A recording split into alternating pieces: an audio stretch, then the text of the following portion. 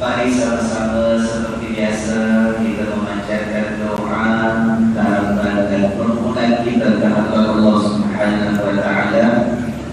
Kita bermohon mudah-mudahan Allah terus tetapkan iman di dalam hati kita, melindungi kehidupan kita, menguatkan kita ilmu yang penuh dengan barakah, ilmu yang memelihara ketakwaan di dalam jiwa, yang menerangi perjalanan hidup sementara waktu di dunia, ilmu yang akan mendatangkan keridhaan Allah, kecintaan Allah, maghfirah dari Allah kita semua, sampailah saatnya nanti kita kembali kepadanya dalam keadaan kita ridha kepadanya, lagi diridainya. Dengan niat yang demikian, Al-Fatihah. A'udzubillahi minasyaitonir rajim. Bismillahirrahmanirrahim. Alhamdulillahi rabbil alamin. Ar-Rahmanir Rahim. Maliki yaumiddin. Iyyaka na'budu wa iyyaka nasta'in. Ihdinas siratal mustaqim. Siratal ladzina an'amta 'alaihim ghairil maghdubi 'alaihim waladdallin.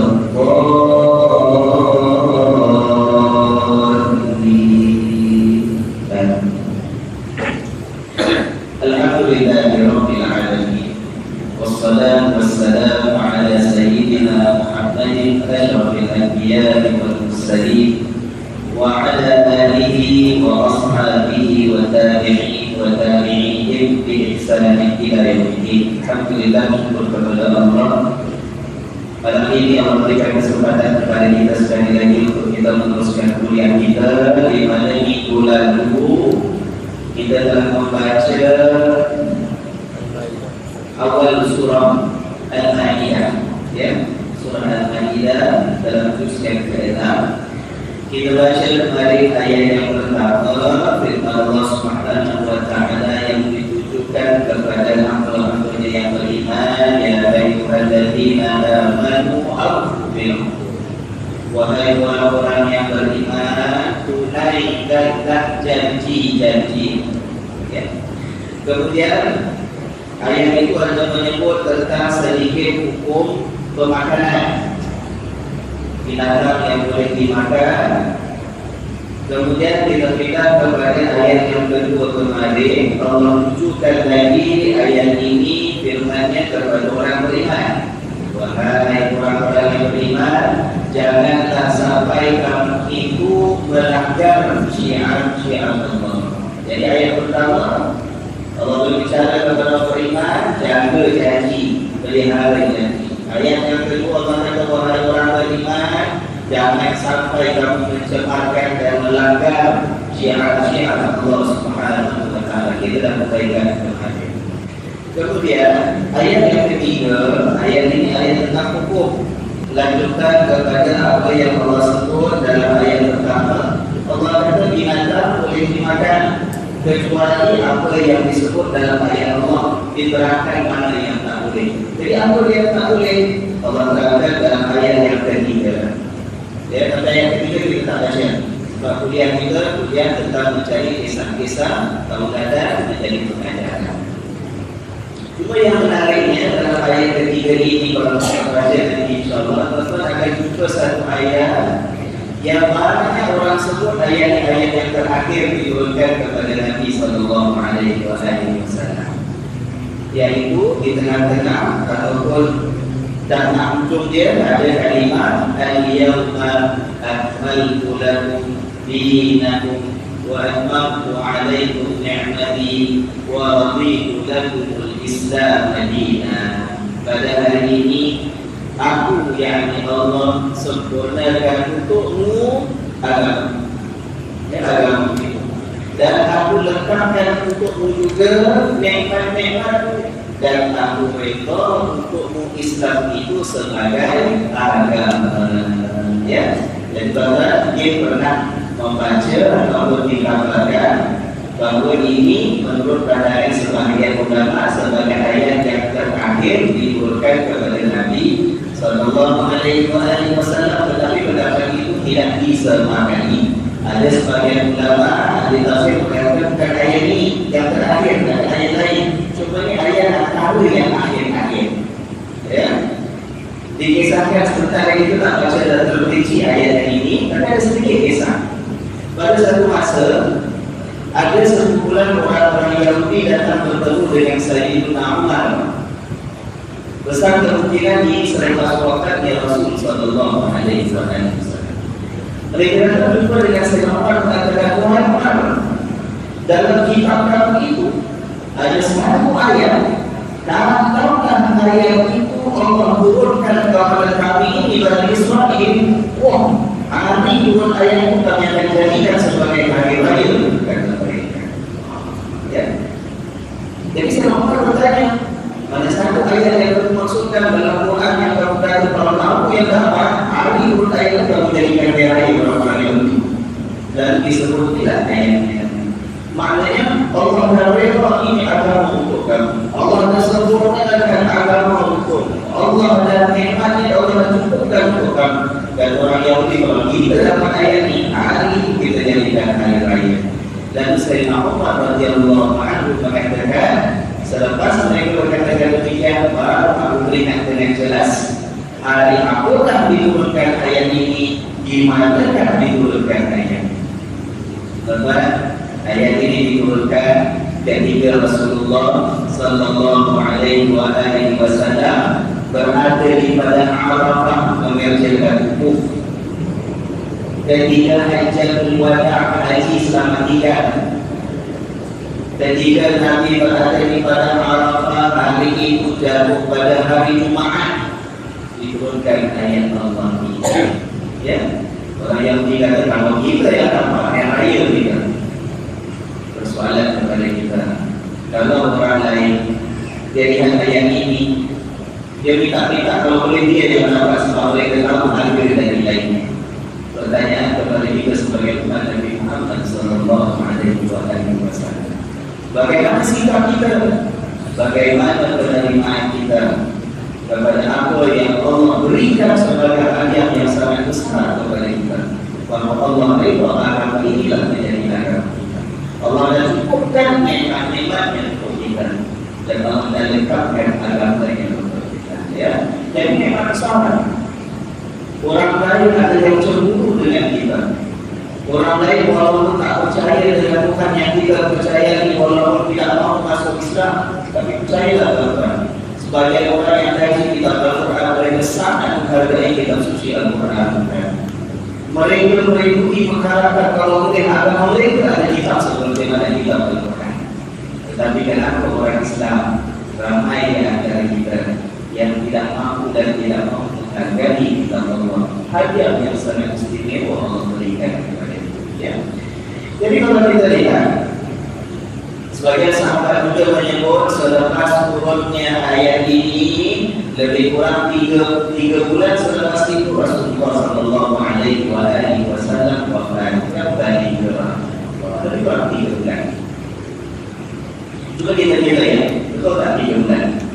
Hari Arafah bulan apa? Bulan Zulhijjah. Nabi melakukan jalan wada. Itu pada tahun yang berapa teman? Coba dengar. Tahun berapa Nabi pergi haji? Ke-10. Tahun ke-10. Kan Rasulullah Sallallahu Alaihi Wasallam berada di Madinah lebih kurang 10 tahun. Dan tahun ke-10 bulan Zulhijjah. Nabi berangkat daripada Madinah bulan Zulhijjah. Kerjakan hajjatul wada. Selepas haji Nabi pun balik. Lepas bulan Zulhijjah bulan apa? Muharram. Lepas Muharram Safar. Lepas Safar bulan berapa Rasulullah Sallallahu Alaihi Wasallam? Nabi bulan, ya kan? Bulan Safar. Kalau kita baca sejarah disebut oleh para ulama itu bulan sakitnya Nabi. Rabiul Awwal Nabi Sallallahu Alaihi Wasallam meninggal dunia. Jadi berarti bulannya Zulhijjah berdaya ini Muharram Safar Rabiul Awwal meninggalnya Nabi. Ya, baik. Itu ayat yang ketiga. Kemudian dalam ayat yang keempat,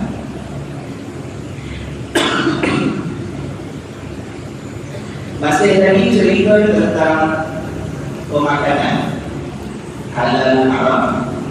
Tetapi dah masuk apa ini hukum binatang yang ditangkap oleh binatang luar.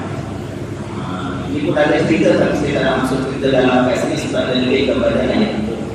Ada orang sebagai yang datang kepada Nabi SAW kata, ya Rasulullah, macam mana kita kebiasaannya kita memburu, kita lepaskan anjing buruan, kejar binatang yang dibunuh, dapat gigit, lalu dibawa balik kepada tuannya. Itu yang biasa kami jadikan makanan tadi yang ditangkap oleh anjing. Boleh makan atau tak boleh? Ada ayatnya. Rupanya dalam hukum ini, dalam bab buruan diberikan pengecualian oleh Allah. Boleh memburu binatang menggunakan anjing, ditangkap adalah burung, dibawa balik kepada pemburunya atau tuannya. Waktu dilepaskan binatang kepada disebut Bismillahirrahmanirrahim. Kalau tangkap bawa balik binatangnya, kalau sudah mati halal dimakan sebab dianggap sebagai binatang buruan walaupun tidak disembelih. Tapi kalau dibawa balik pada tuannya, burungnya masih hidup ataupun anaknya masih hidup, disembelih Bismillahirrahmanirrahim. Itu pengecualian. Ya, kita kasih ikut tak lama. Kita dalam ada guru binatang takkan ayam anjing. Ini cerita budaya memburukan. Baik, kemudian ayat yang keempat, kelima. Ayat kelima cerita sedikit tentang hubungan dengan orang ahli kitab. Sembelihan mereka boleh tak kita makan, wanita mereka boleh tak ditampili oleh orang lelaki muslim. Itu ada ceritanya dalam ayat yang kelima. Ayat yang keenam pun ayat hukum juga. Allah berbicara kepada orang beriman, ya ayyuhalladzina amanu idza qumtum ilas shalah. Bila kamu hadiri salat, ini hukum tentang wudhu dan tayammum. Kita pernah baca ya ayat tentang wudhu dan tayammum. Kita tak pernah ayat ini. Kemudian ayat yang ketujuh penutup bagaimana Allah Subhanahu wa taala mengajar orang beriman ini supaya mengenang, jangan lupa ingat nikmat yang diberikan oleh Allah. Hukumnya teratur, bab makan ada, bab kahwin ada, halal haram ada, mana yang haram diharamkan oleh Allah kerana ada hikmah dalam tujuannya, mana yang diburu binatang dengan cara yang tertentu Allah benarkan sebagai kemudahan kepada keperluan manusia untuk mendapatkan makanan. Nah, sekarang kita nak masuk ayat yang ke-8. Boleh? Firman Allah Subhanahu wa taala, A'udzu billahi minasyaitonir rajim. Ya ayyuhalladzina amanu قوامين لله شهداء بالقسط ولا يجرمنكم شنآن قوم على ألا تعدلوا اعدلوا هو أقرب للتقوى واتقوا الله إن الله خبير بما تعملون. وعد الله الذين آمنوا وعملوا الصالحات لهم مغفرة وأجر عظيم والذين كفروا وكذبوا بآياتنا أولئك أصحاب الجحيم. صدق الله العظيم. Wahai orang-orang yang beriman, jadilah kamu qawwamina lillahi. Qawwami orang yang tegak lurus, lillahi untuk Allah atau kerana Allah. Tegak lurus ada yang tegak berdiri menegakkan agama Allah Subhanahu wa taala. Ya, jadi ini perintah dari Allah supaya kita ini sebagai orang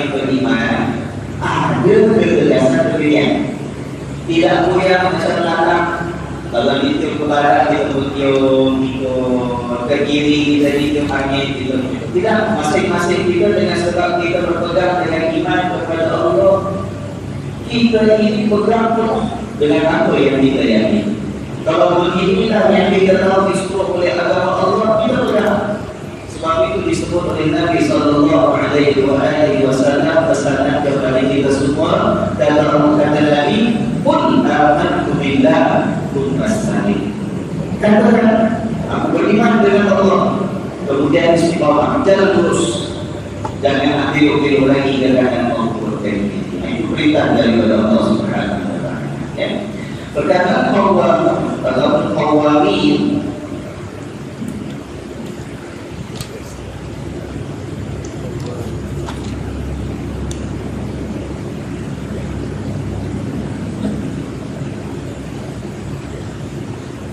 ini qawami ya.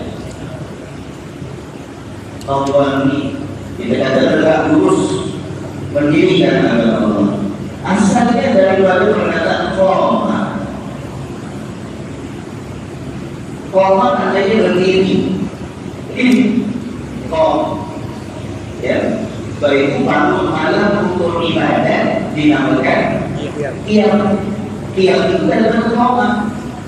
Bangun berdiri, ya, kalau tidur terus, jadi diam, ya, koma ini belum ataupun kata kerja, koma berdiri, perbuatan. Orang yang berdiri dinamakan sebagai qaim. Qaim, orang yang berdiri, qaim.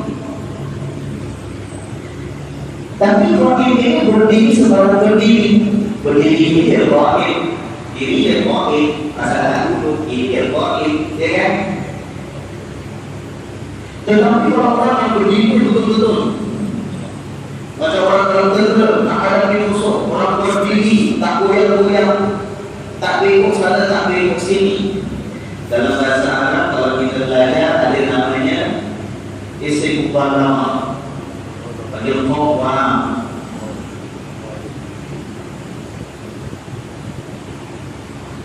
Yang berdiri sungguh-sungguh berdirinya, yang betul-betul berdirinya, yang bukan main-main berdirinya, itu qawam.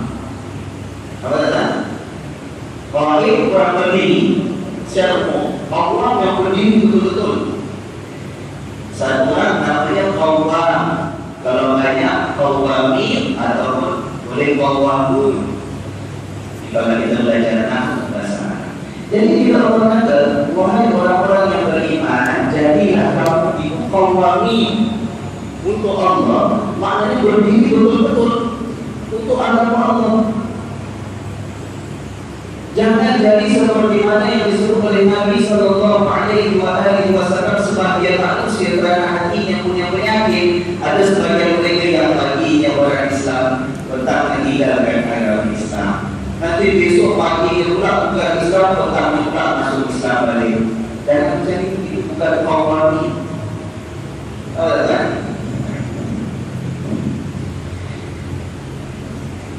Ini satu kata dasar ya, root word. Satu lagi fi'il ataupun verb menjadi sandaran ialah qawwama.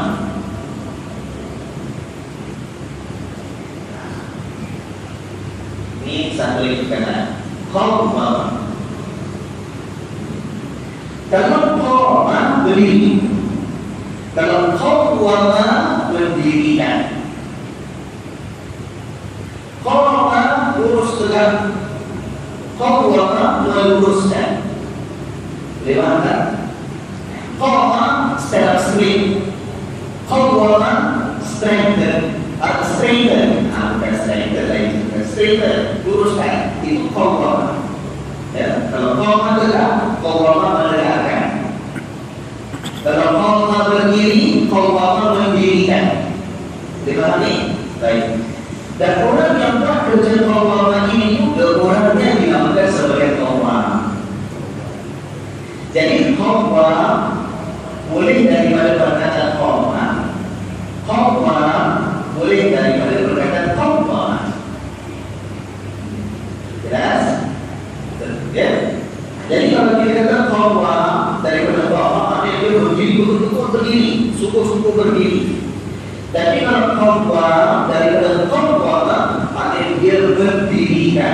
dia yang tegakkan.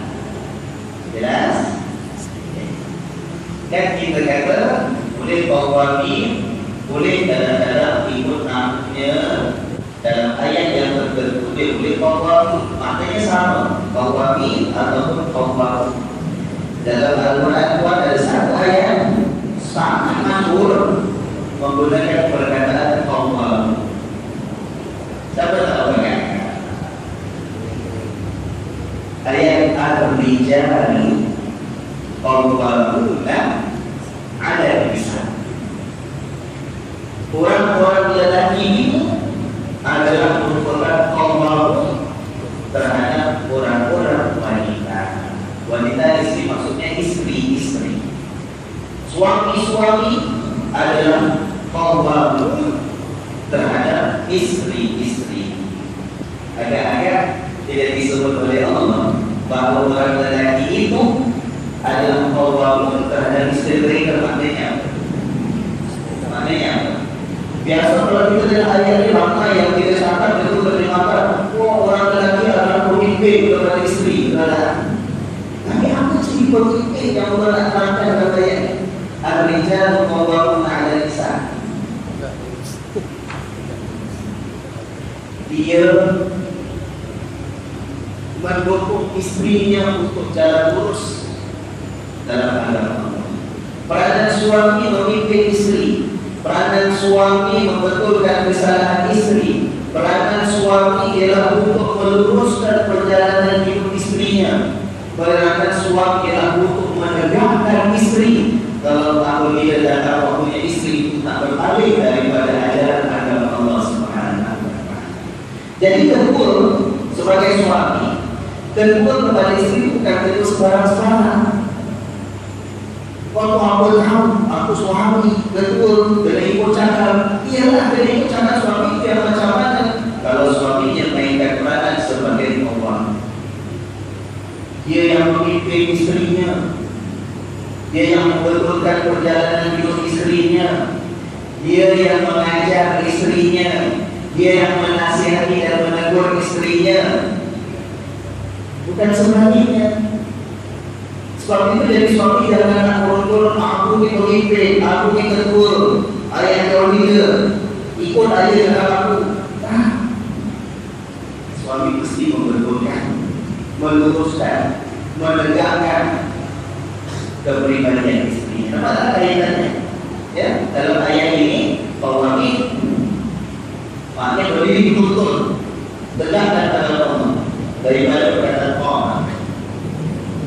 Dalam ayat tentang para lelaki qawamun terhadap para wanita daripada qawam.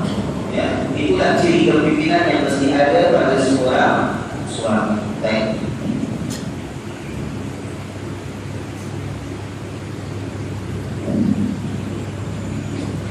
Wahai orang-orang yang beriman, jadilah kamu orang yang tegak meluruskan agama Allah, menegakkan agama Allah, berdiri jangan goyang-goyang. Ya. Kemudian Allah sambung lagi syuhada bil qisth. Syuhada maknanya menjadi saksi bil qisth dengan penuh keadilan. Maknanya wahai orang yang beriman, dalam apapun keadaan tegaklah kamu berlaku adil. Karena kamu diminta menjadi saksi, walaupun orang yang kamu jadi saksi kepadanya itu keluarga kamu sendiri, walaupun mungkin dia anak kamu sendiri, sedang dibicarakan, kalau dia salah kamu tahu kesalahannya, jadi saksi dengan adil, dengan benar. Jangan hanya berada di orang yang beramal dengan kamu itu kita boleh mengakuat kesaksian itu, tak boleh. Dalam surah An-Nisa kita ada ayat yang seperti ini. Diulang lagi dalam ayat ini Allah nak menegaskan kepada orang beriman. Jadi orang yang berprinsip, teguh pendirian kita dalam agama Allah, berprinsip hidup kita berlaku adil kepada semua. Walaupun orang itu siapa bagi kita. Nanti kita akan lihat apa maksudnya ayat ini, ya, ceritanya di sebagai perintah Allah. Dan kata Allah lagi di ayat, wala yajrimannakum Janganlah sampai kamu digorong syana'an qaumin, rasa benci terhadap sesuatu kelompok manusia, ada lain menurut kamu untuk tidak berlaku adil. Dalam tadi kita kata kalau kita sayang macam mana dengan orang tua, kita ramah macam mana dengan dia, mesti berlaku adil. Sebaliknya, kalau kita benci macam mana dengan dia, tak sama apa pun dia, tetap mesti berlaku adil. Jangan kebencian itu kita biarkan mendorong kita buat perkara yang melanggar keadilan yang diperintahkan oleh Allah. Macam kebalikan, macam kebalikan ya. Macam mana kita saya? Macam mana kita? Tak ada yang dia dua. Ada yang dua.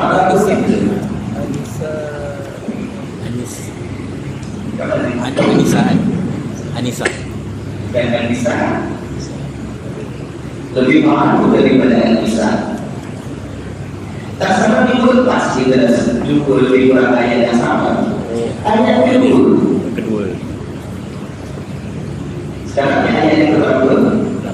8. 6 ayat sebelum ayat ini, ayat kedua dan ada lebih kurang sama macam ayat ini. Contohnya ayat yang kedua.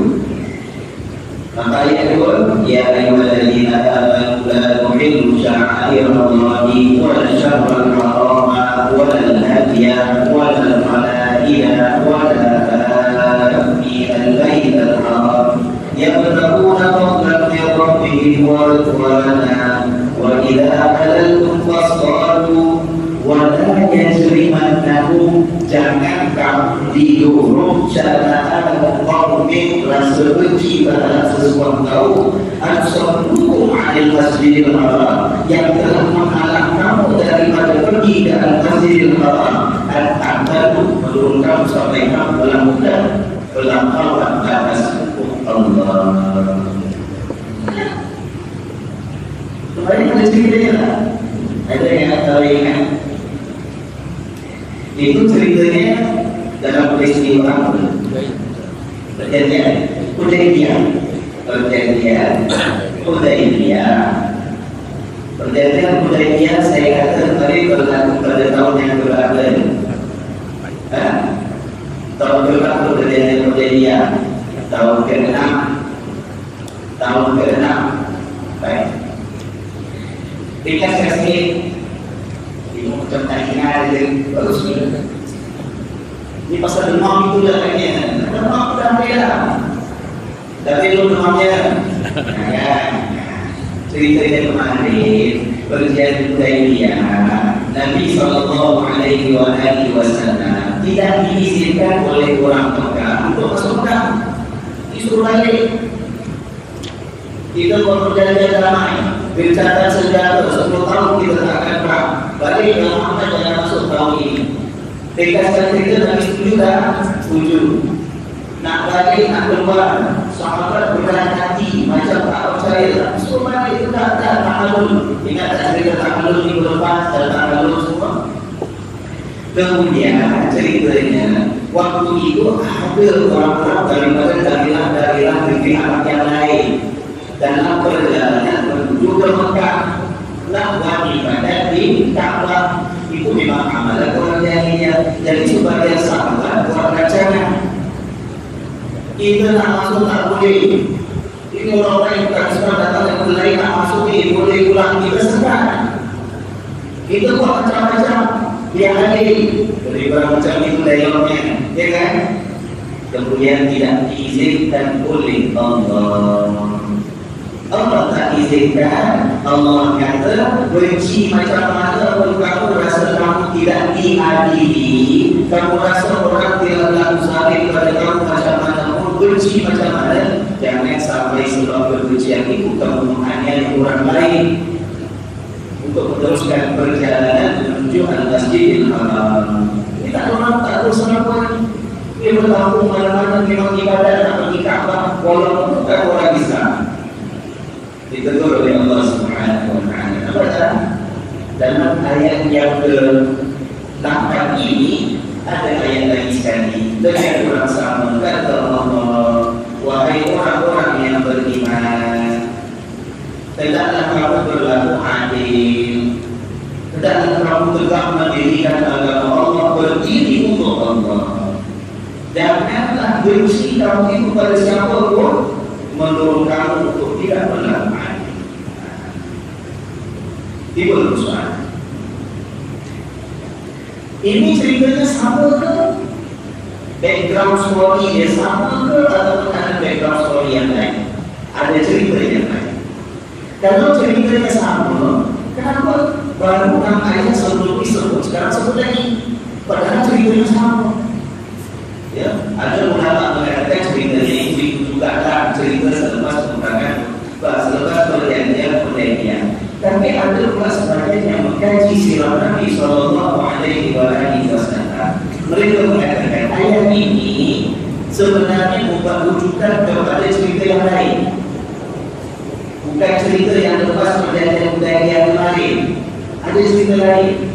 Kenapa pula ada cerita lain? Sebab nanti insyaAllah kalau kita dibacakan umur, kita akan baca ayat yang ke-11 yang berkaitan. Ayat ke-11 ada cerita, ada kaitan dengan ayat yang ke-8 ini. Apa cerita lainnya? Beri banyak. Baik. Pada saat masa pada tahun ke-4, ini peristiwa dari lama, kalau Hudaybiyah tahun ke-6, ingat dia surah Al-Maidah tahun ke-10, ya kan? Jadi bila Allah turunkan ayat ini, yang kemarin itu ayat yang kedua, dia buat rujukan kepada perjanjian Hudaybiyah supaya umat Islam ingat selalu pengajarannya. Perjanjian Hudaybiyah tahun ke-6, ayat ini turun tahun ke-10. Dalam ayat yang ke-8 ini pula, dia buat rujukan kepada peristiwa tahun ke-4. Lagi lama, 6 tahun sebelum turun ayat ini. Apa kisahnya? Pada saat masa ada seorang sahabat Nabi Sallallahu Alaihi Wasallam yang ditugaskan oleh Nabi untuk satu pasukan bersenjata di Bukit dalam perjalanan buat tugasnya dikasih cerita. Dia terserempak dengan 2 orang yang disangkanya termasuk musuh. Jadi dibunuh oleh 2 orang ini. Rupa-rupanya 2 orang itu dengan datang daripada satu kaum, satu kuat yang telah diberikan jaminan keamanan oleh Nabi. Nabi dah kasih jaminan, kamu pergi mana-mana sebab ada perbicaranya, mereka dijamin keselamatan oleh Nabi. Sahabat-sahabat itu terdapat tidak ada apa-apa, pergi buat urusan apa-apa. Jadi seorang sahabat itu lepas daripada dia punya tugasan dia dalam perjalanan balik ke Madinah, terserempak dengan 2 orang ini. Dia tak tahu. Jadi 2 orang ini termasuk daripada uang yang telah diberikan jaminan damai oleh Nabi. Dibunuh sebab dia sampai musuh. Maka tak. Bila dah dibunuh, tak sengaja lah, tak sengaja. Itu kaumnya, keluarganya 2 orang tadi datang untuk ganti rugi daripada Nabi Sallallahu Alaihi Wasallam. Pun kita ada perlebihan ayat untuk cerita tentang ganti rugi orang kalau salah bunuh ni kata. Itu namanya apa ganti rugi? Namanya apa? Ada istilahnya. Bayar bukan kisah. Kisah hukuman bunuh, balasan kepada jenayah bunuh. Tapi kalau tidak dijalankan jenayah hukumannya sebab keluarganya maafkan dan ampulkan, dia minta bayar ganti rugi. Apa nak bayar ganti rugi itu? Diam. Ingat tak? Diam. Diam. Tak bayar. Diam. Tuhan dia datang jumpa dengan Nabi.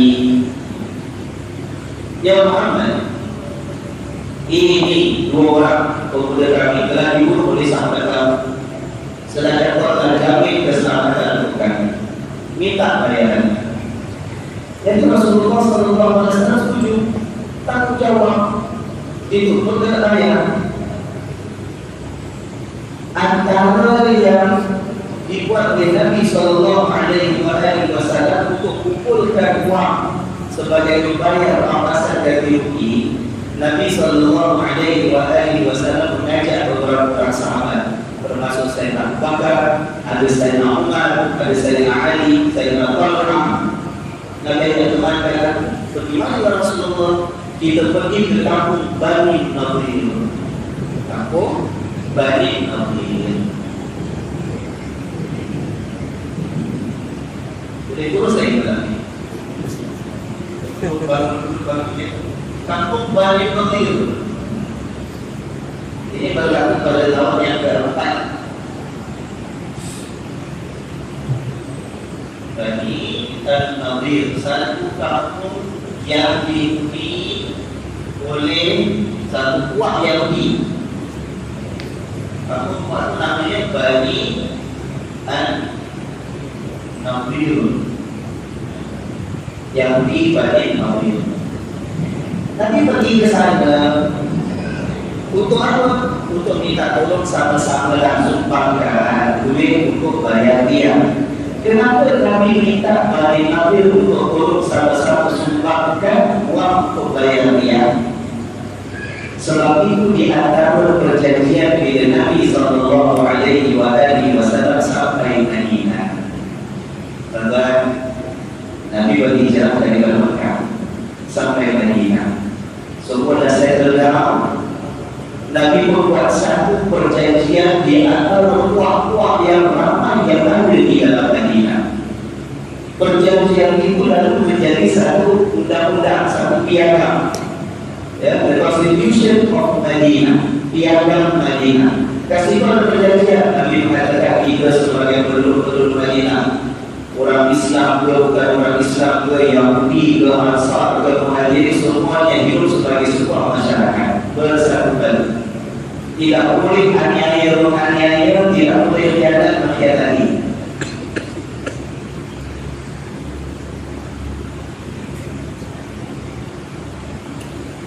Dan di antara perjanjian itu ialah tidak boleh ada di antara mereka itu yang berpakat dengan mana-mana musuh untuk merosakkan Madinah. Termasuk juga perjanjian kalau ada yang terbayar dia boleh minta bantuan daripada mana-mana kaum yang lain dalam Madinah. Sebab mereka dianggap sebagai sebuah masyarakat. Itu yang Nabi Sallallahu Alaihi Wasallam mungkin sebab jumlah yang dia besar,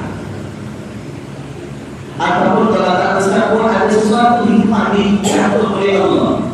Nabi ajak sahabat, mari kita ikut kawan-kawan kita, saudara-saudara kita di Bani Nadir. Orang-orang ini untuk apa? Untuk kita minta sumbangan mereka. Ulurkanlah mana yang mampu untuk kita campurkan untuk jadikan bayaran dia dalam peristiwa pembunuhan yang tak sekali tadi. Okey. Nabi pun pergi sampai ke kampung itu. Nabi pun beritahu hajatnya, sahabat-sahabat, kawan-kawan Bani Nadir, aku tidak datang sebab telah berlaku peristiwa-peristiwa begini. Nak kena bayar ganti rugi pamkasan. Minta kalau boleh kamu sumbangkan sama-sama untuk kita bayar biaya. Sebab sahabat yang salah bunuh itu kan ditugaskan oleh Nabi untuk menjaga keamanan dan keselamatan Madinah, ya kan? Jadi dia tersilap semasa jalankan tugas. Dia hanya minta daripada Bani Nadir. Lalu kedua Bani Nadir namanya Uyani bin Akhtab dengan baik dari Ahmad. Kita akan kumpulkan. Kamu tunggu sekejap, duduk di sini, kami siapkan ada makan sikit, ada minuman sedikit. Nabi duduk dalam sebuah rumah. Duduk ke sahabat-sahabat dan pernah berjalan. Penghulu kampung kata duduk, kita siapkan makan sambil kita kumpulkan uang untuk bayarnya. Sedangkan itu menyandarkan satu tempoh dengan sahabat-sahabat. Datang rancangan jahat si Uyai bin Akhtab ini. Pandoranya bincang dengan beberapa orang yang ada. Inilah peluang terbaik kita nak bunuh Muhammad. Ini peluang terbaik untuk kita bunuh Muhammad. Kisah Bani Nadir ini dengan kecurangan mereka, kami dah tahu daripada awal dan sampai Madinah. Dia lebih-lebih lagi nampak dia punya jahatnya lepas peperangan Uhud. Nabi tahu ada berita sampai kepada Nabi, mereka diperpaksa dengan orang-orang dari luar menghancurkan Madinah. Mereka simpan perasaan dendam dengan Nabi. Yang bila Nabi belum tak tengok dengan para sahabat, mereka buat perancangan. Ini peluang terbaik kita bunuh Syekh Muhammad. Dia kalau ada ambil sini tersenang kita, tak ada orang akan kacau kita lagi. Mereka berpakat apa? Mereka berpakat daripada atas punggung. Nak tolak satu batu besar, timbulkan ke atas Rasulullah SAW. Ya, jadi maknanya Nabi itu tembok, atas tembok itu ada punggung, daripada atas nak tolak batu jatuh kepada Nabi SAW. Dengan kuasa Allah, malaikat Jibril mengkabarkan kepada Nabi SAW rancangan jahat kepada Nabi. Sampai Nabi terus bangun sebab malaikat kata dah keluar balik, tinggalkan malu sekarang. Orang-orang rancangan aku kau ni. Nabi bangun, perintah tidak mau sekarang kembali sekarang. Sampai mereka saya ubahkan semua. Yang semua berumah lagi. Dia berkumpul beberapa sumbangan kata yang ini hidupkan makanan kami keluar lagi. Sampai orang yang punya nampak Nabi nak berbeda pun mereka ya Muhammad kita dengan saya makanan aku nampak tinggalkan Nabi datang aku diberitakan aku tinggalkan tempat kami. Sampai di Madinah, maknanya Nabi diselamatkan oleh Allah. Ya, itu nanti akan disebut dalam ayat yang ke-11. Tapi ada yang cerita dia sampai balik Nabi kapal sahabat. Nabi pun hantar satu utusan untuk beritahu kepada Bani Nadir. Kau pergi sana kau cakap dengan pembunuh dia Uyai bin Akhtab, aku kasih tempoh 10 hari. Keluar daripada mereka tinggal di Madinah. Aku diajarkan mereka duduk di Madinah 10 hari. Bukan masalah apa kamu je macam saya kata Allah lagi ada macam-macam rancangan tak berkhianat tak hancurkan Madinah macam tapi sabar tapi tenang sebab kalau ada perintah dari Allah Subhanahu wa taala sampailah saat itu dan ini disebut antaranya oleh Imam Ibnu Ishaq dalam kitab sejarah dan sirah beliau ya. Sampai perintah itu baru Nabi kata beritahu Bani Nadir kasih tempoh 10 hari tinggalkan kamu mereka tinggalkan Madinah bahwa siapa yang beli akan mendapat balasan dan hukuman ini. Begitu tegas Rasulullah SAW. Kasih cara-cara nanti kumpulan orang macam ini kalau simpan terus ke Madinah lama-lama akan jadi rusak Madinah. Lalu bila disampaikan kepada Uyai bin Akhtab penghulunya Bani Nadir baru disedar rupa-rupanya rancangannya diketahui oleh Nabi SAW. Kita kumpulkan apa yang ada, kita keluar mana yang betul kita berlaku, tak pernah kita cari tempat lain. Betul tak jadi cerita pada saat ini. Seorang yang bernama Abdullah bin Ubay datang bertemu dengan Uyai bin Akhtab. Ada kenal siapa itu Abdullah bin Ubay? Siapa itu Abdullah bin Ubay? Siapa cip apa dia cip? Bukan dari dia cip. Ini cip orang-orang kafir. Dia datang jumpa dengan Pak Lurah Bani Nadir. Dia kata, wahai Uyai, kau jangan tinggal dengan Abdullah ini. Kenapa? Kau kalau Lurah itu harus lagi dengan Allah kita. Aku orang nak takut. Nombor satu, kamu Bani Nadir itu dia naturally secara sebenarnya jadi susunan dia physically itu macam satu benteng kan. Orang kalau nak senang susah. Dikelilingi oleh kawasan atau di kebun, kemudian temboknya besar, nak masuk kawasan kampung kan susah. Kalau orang nak senang tu memang ada tu punya natural apa yang kuat ni, natural defense. Jadi aku tak boleh bayar, apa yang kuat? Tidak ada siapa Muhammad SAW. Dan aku berjanji kata Allah Ibrahim, aku berjanji kalau betul dia nak serang kita semuanya, aku dengan sahabat-sahabat aku dengan kampung sebelah namanya Quraizah, dari kampung Quraizah orang Yahudi juga, itu semua kita punya saudara. Kau jangan takut sampai masanya kita semua datang bela, kami datang sokong, kami akan bertahan dalam Bani Nadir. Muhammad SAW kata Allah Ibrahim. Lalu kemudian dia tak jadi Nabi dah. Uyai bin Akhtab Al-Qur'an tadi hantar berita kepada Nabi sallallahu alaihi wasallam kata, wahai Muhammad, kami datang Tuhan. Begitu. Lalu Rasulullah sallallahu alaihi wasallam pun dengan para sahabat berangkat dengan senjata masing-masing menuju ke Bani Nadir di kampung yang pada atau kampung Bani Nadir. Ini dah melanggar perintah, jangan melawan. Nabi kekuk dan Nabi arahkan sahabat-sahabat untuk satu riwayat tebang pukul mereka. Selagi tak tebang susah dia nak serang kalau sampai masa diperintahkan. Kekuk pertama yang tak dalam di pula hari pertama, hari kedua, confident betul, tak lewat apa-apa. Tak apa-apa di member kita datang. Masuk hari ketiga tak muncul seorang.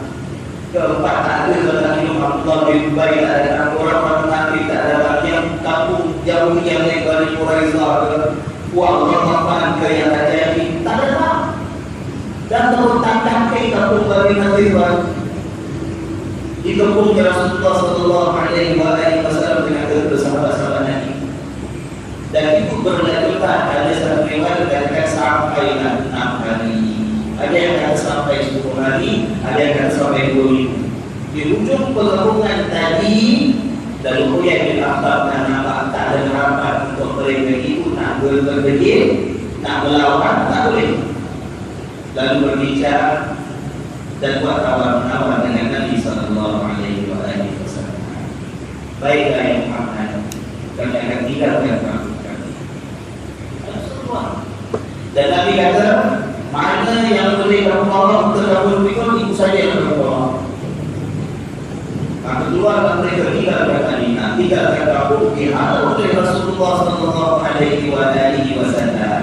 Diriwayatkan sampai 600,000 unta yang membawa barang-barang satu kampung tadi untuk tidak keluar dari Madinah.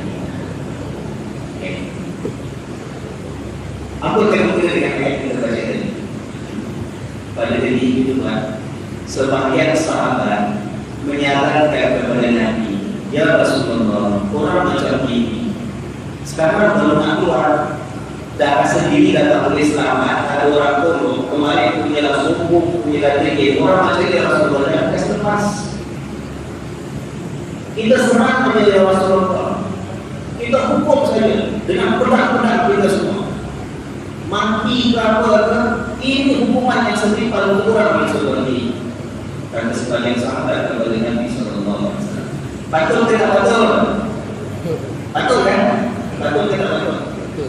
Sehingga bukan saja dia pimpin waktu akhir hancur lah kita tengok. Macam mana orang macam ini dia? Tak kasih cara lagi. Jadi kalau kita kasih jual Madinah, nanti orang macam-macam berubah. Memang yang Nabi tak boleh lepas Tuhan pun macam-macam lagi rancang mereka. Tapi bukan begitu yang dikehendaki oleh Allah Subhanahu wa ta'ala. Perintah dari Nabi ialah kita ini benci macam mana pun, jahat mereka macam mana pun, tidak boleh, jangan sampai kita tidak berlaku adil. Perintah yang kita berikan apa? Perintah yang kita berikan kepada mereka, pilihan yang kita tinggal di Madinah. Bawalah orang wanita, orang tua, kanak-kanak, lelaki yang bersekutuan, kita tak akan kata masalah keluar saja. Walaupun kecil kali pertama, walaupun suruh kali pertama, kita perjanjian dan tawaran. Begitu perintah dan begitu mulia dan akhlak Nabi sallallahu alaihi wasallam walaupun terhadap musuh. Walaupun terhadap orang yang memang curang, khianat, macam itu sekali, dan kita tak boleh kita akan berjaga mereka. Hukumannya keluar dari dalam Madinah. Yang boleh keluar, jangan ada orang yang mampu-mampukan mereka. Dan berlakulah demikian. Para sahabat yang bercadang nak menghukum orang-orang Madinah tidak diizinkan oleh Nabi sallallahu alaihi wasallam. Itu berlaku berlakukan ke atas Bani Nadir, berlaku pada tahun yang ke-4. 6 tahun lepas itu, ketika tahun yang terakhir dalam suasana mengerjakan haji wada, turun ayat daripada Allah yang kita baca pada hari ini. Ayat yang ke-8, Allah kata kepada orang beriman, jangan biarkan rasa marah kamu, rasa benci kamu terhadap mana-mana pun kelompok manusia, jangan sampai itu membuat kamu tidak berlaku adil terhadapnya. Apa itu? Membuat juga peristiwa 6 tahun sebelum. Dan itulah akhlak yang ditunjukkan oleh Rasulullah Sallallahu Alaihi Wasallam. Musuh, dalam musuh Yahudi yang tidak jujur, yang khianat, yang dengki, yang tawar kata. Nabi tetap mengatakan, perintah dari Allah tetap menegaskan, jangan tidak berlaku adil. Apa yang tidak tak boleh dorong oleh perasaan benci. Mereka dalam keluarga sendiri, dalam keluarga sendiri. Kadang-kadang kita adik-adik bergaduh, ya Allah, simpan dendamnya sampai kita dah putuskan silaturahmi. Kadang-kadang buat dengan mak sendiri, kadang-kadang dengan bapak sendiri pun simpan dendam. Suami isteri bergaduh macam mana pun, saya minta pada suami terutama sekali, kita sebagai kaum ada bisa saya katakan, kita yang meneruskan kepribadian akhlak agama isteri kita, sebab mereka adalah amanah yang Allah beri kepada kita. Macam mana pun kekurangan, kesilapan, jangan sampai kita membiarkan hati kita dipengaruhi oleh perasaan benci dan marah melakukan sesuatu yang tidak diridhai oleh Allah Subhanahu. Sampai kan kalau nak bercerai sekali pun, kan pernah kita sebut kemarin, Allah kata kalau sampai datang Islaman pun rumah tangga nak bercerai sekali pun, Allah kata tasrihun bi ihsan, lepaskan dengan penuh keihsanan dan kebaikan. Lepaskan pun dengan penuh rasa hormat. Kadang-kadang kita dengan keluarga pun, ya Allah, kita dengan silam dulu kampung, tak kampung mana, pernah gaduh satu kampung, ya kan? Masa dulu berebut duit pampasan, kena ambil tanah, kena keluar kampung, government nak ambil, bagi-bagi adik-beradik, bagi-bagi suku sepakat gaduh. Habis dah sudah.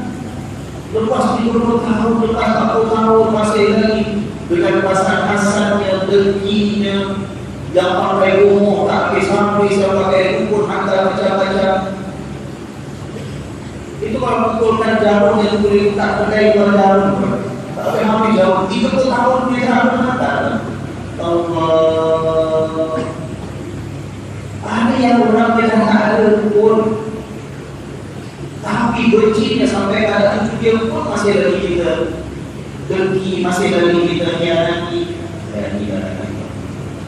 Itu Pak Kerja sebagai guru dan cikgu dengan anak-anak satu kelas, ada 30 orang, ada 40 orang boleh berlaku adil. Macam mana pun kita terpaksa tak senang dengan satu murid kita, tak mahu dia cakap apa dengan kita, waktu parent teacher sendiri kembali dengar dia ni, kita berlaku adil manusia. Jangan biarkan perasaan benci mendorong kita melanggar perkara yang Allah perintahkan. Tak boleh. Dengan jiran tetangga, dengan siapa pun. Sedangkan Nabi SAW tidak mengizinkan para sahabat melakukan perkara yang lebih daripada yang dibenarkan, hatta dengan Yahudi Bani Nadir sekalipun. Dalam peristiwa yang seperti itu, yang tak siap anggota bantu untuk Nabi sebab nak Nabi SAW. Tetap mengatakan walaya jiliman syana'an qawmi ana'an dan ta'alim. Dan Allah tegaskan dalam ayat ini, kita perhatikan Allah kata i'dilu wa aqrabu littaqwa, berlaku adillah kamu, be fair and be just. I'dilu wa aqrabu littaqwa, itu lebih hampir membawa kamu kebaikan dan ketakwaan kepada Allah. Nak jadi hamba Allah yang bertakwa, mesti tahu jaga perlakuan kita menjadi orang yang adil. Jangan overreact. Lampau-lampau kita benci sangat dengan seseorang, satu masukan ke satu apa. Jangan. Itu nak jadi orang bertakwa, dan orang bertakwa yang akan dapat bantuan daripada Allah. diberikan kemenangan oleh Allah. Ini berlaku mati. Ya benar. Ini wa aqrabu littaqwa wa taqullah, dan bertakwalah kamu kepada Allah. Innallaha khabirun bima ta'mal. Sesungguhnya Allah itu Maha mengetahui terhadap apa yang kamu lakukan. Allah tahu. Ya. Sebab itu Allah mulakan sebelum cerita ini, Allah mulakan tadi apakah ayat yang 8 Allah terangkan, wahai orang beriman. Ingat ya, ayat-ayat Al-Quran kalau dimulakan dengan ya ayyuhalladzina amanu, wahai orang beriman, umumnya ayat itu mengandungi satu perintah yang susah nak dilaksanakan kalau manusia ini tidak iman. Berat perintahnya. Allah nak perintahkan berlaku adil. Berlaku adil itu bukan senang tuan. Lagi kalau hati dah menyampang, lagi kalau hati tengah marah, hati tengah kecewa, nak berlaku adil susah tuan. Yang boleh berlaku adil walaupun tengah marah hanya orang yang hatinya iman. Sebab Allah kerjanya iman. Dan Allah tegaskan, Qulu qawwamina lillah. Jadi orang betul-betul berdiri kerana Allah, berprinsip, bukan ikut kesana ikut kemari, tidak. Allah Ustaz, ikut tak boleh, ini tak boleh, kita marah tahu. Apa lebih sangat kita muncul sangat kita? Tak. Allah tak kata wahai orang beriman marah macam mana tu biarkan. Allah tak kata biarkan.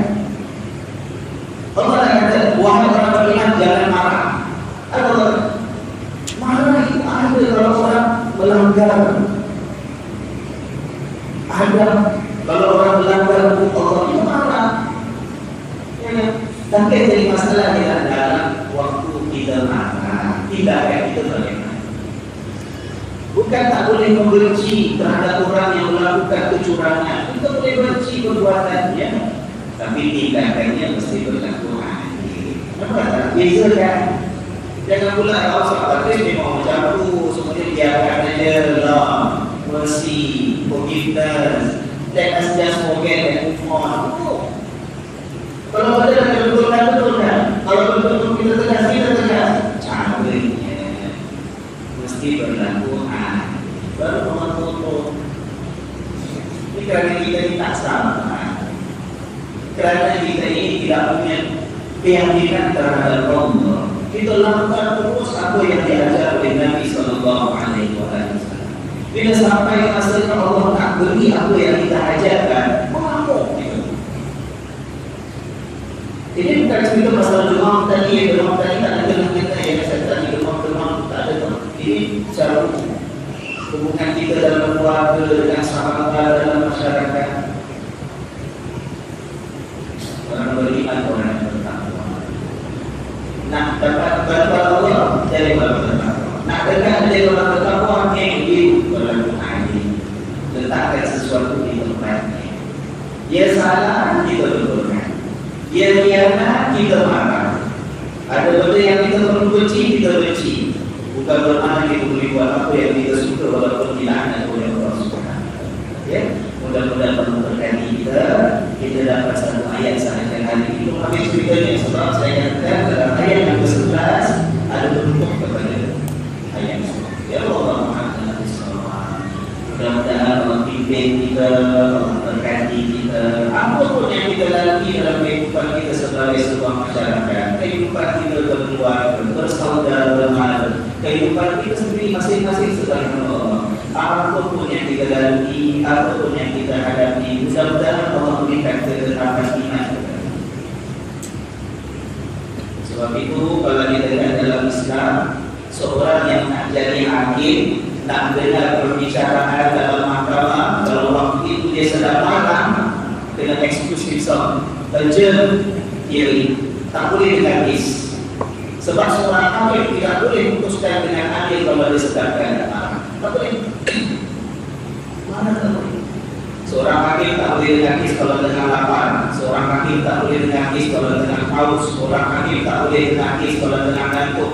Seorang hakim tak boleh menangis kalau tengah hatinya sedang marah. Tak boleh. Hilang pertimbangan orang. Berapa banyak dalam keluarga bercerai-berai dan sebagainya, sudah hilang pertimbangan kok marah. Tenang-tenang Bu. Ya, Nabi ajar kalau marah ambil wudhu. Kenapa? Sebab marah itu daripada syaitan. Syaitan dicipta daripada api. Bila dalam apinya siram dengan air, ambil dengan anak dengan marah, dengan adik-adik dengan marah, dengan istri dengan marah, ibu-ibu dengan suami kita salah dengan marah, ambil. Jangan cakap apa dulu. Hati belum berbeda cakap, habis bercakap lagi bukan banyak masalah. Nabi ajar juga kalau marah itu kita tengah berdiri, Nabi ajar abang balik urusan pagi. Tadi kata ini biasa 10 malam dah. Kita bos tu dah balik, kita semua pukul rumah. Buka pintu je, jangan terekam dulu. Nabi kata tenang dulu, marah. Suruh apa? Balik.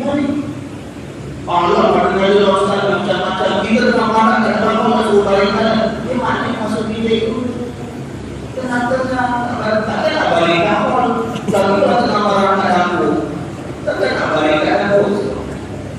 Kita cari tempat sesuai, masuk tidak ambil duduk.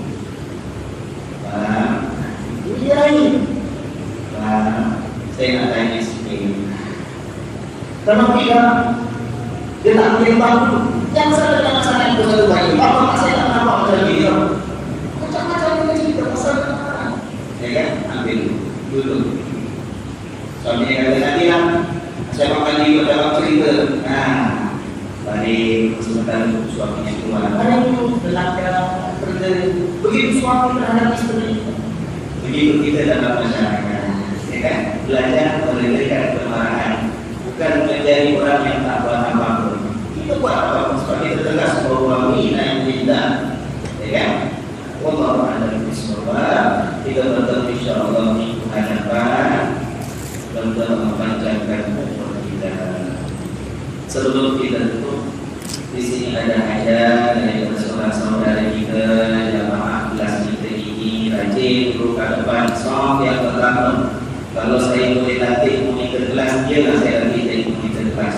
Ya, tiap minggu datang pakar ke depan ambil kamera video itu yang tuan-tuan pada lepas buka internet. Dalam Facebook ada yang akan inilah Tuhan punya kamera dan Tuhan punya badan Tuhan Haji Abdul Razak Abu kita doakan kesejahteraan dan keselamatan dan perangkat untuk menunaikan haji insyaAllah mudah-mudahan perjalanannya diberikan oleh Allah, diberikan haji yang mabrur. Begitu juga kepada semua saudara kita. Mungkin yang datang itu ada yang akan berangkat atau ada yang kita yang tak bisa dalam perjalanan dan sebagainya. Mudah-mudahan semua diberikan oleh Allah. Dikabulkan mabrur hajinya, dikabulkan doa dan hajatnya, diampunkan segala dosa dan kesalahannya, ditinggikan darjat dan martabatnya, dilindungi perjalanannya, dan dipelihara anak istrinya, keluarganya, semua orang yang dikasihi. Dan mudah-mudahan kita semua juga diberikan kemudahan oleh Allah untuk dalam kehidupan kita ini berkesempatan untuk menjejakkan kaki sebagai tetap kepada Allah di Ka'bah dan Masjidil Haram. Amin ya rabbal alamin. Dengan yang demikian juga kita doakan kerahmatan kepada mereka yang menjadi mangsa kepada tragedi dan Masjidil Haram pada hari yang lepas yang telah pergi, mudah-mudahan menjadi orang-orang yang soleh dipilih oleh Allah. Walaupun belum sempat mengerjakan haji, pahalanya pasti telah dicatat oleh Allah Subhanahu wa taala. Yang cedera juga mudah-mudahan diberikan kesembuhan oleh Allah. Dengan yang demikian, Al-Fatihah. A'udzu billahi minasyaitonir rajim. Bismillahirrahmanirrahim. Alhamdulillahirabbil alamin. Ar-Rahmanir Rahim. Maliki yaumiddin. Iyyaka na'budu wa iyyaka nasta'in. Ihdinas siratal mustaqim. Siratal ladzina an'amta 'alaihim ghairil maghdubi 'alaihim waladdallin.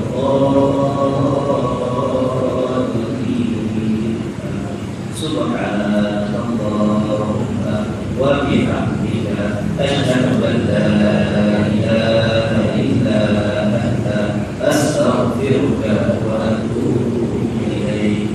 أعوذ بالله من الشيطان الرجيم. بسم الله الرحمن الرحيم. والعصر إن الإنسان لفي خسر إلا الذين آمنوا وعملوا الصالحات وتواصوا بالحق وتواصوا بالصبر. السلام عليكم ورحمة الله